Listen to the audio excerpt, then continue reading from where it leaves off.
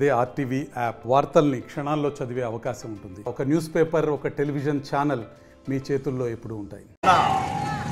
భారతదేశంలో అలాగే మన ఆంధ్రప్రదేశ్లో ఎక్కువ ఈ హెల్మెట్ ధరించకపోవడం వల్ల, అలాగే మద్యం సేవించి వాహనాలు నడపడం ద్వారా, అలాగే సరైన జాగ్రత్తలు తీసుకోవడం కారణంగా ఎక్కువ చాలామంది యాక్సిడెంట్ బారిన పడి వారి యొక్క ప్రాణాలను తెచ్చుకోవడం జరుగుతుంది.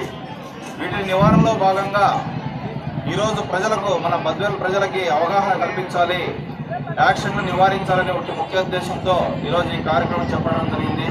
కాబట్టి ముఖ్యంగా మన ప్రజలకు తెలియజేయడం ఏమనగా, ప్రతి ఒక్కరూ కూడా బైక్ నడిపే ప్రతి ఒక్కరూ హెల్మెట్ ధరించాలి.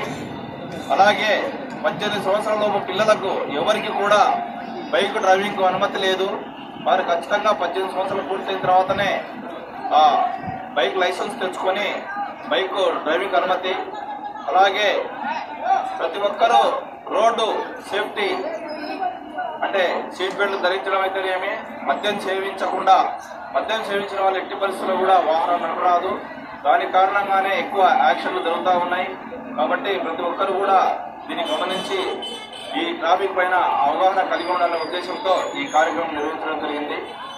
దీనికి ఆ కంపెనీ వారికి, అలాగే మన ఇక్కడ వచ్చిన మీడియా మిత్రులకి, అలాగే ఈ బద్వేలు ఇందులో పార్టిసిపేట్ చేసినటువంటి సాయి నాగభూషణం కాలేజ్ వారికి, అలాగే గాయత్రి కాలేజ్ వారికి, మన గవర్నమెంట్ హై స్కూల్ వారికి, ఈ కార్యక్రమంలో పార్టిసిపేట్ చేసినందుకు అందరికీ మా పోలీసు వారి తరఫున కృతజ్ఞతలు తెలియజేస్తున్నాం. ధన్యవాదాలు.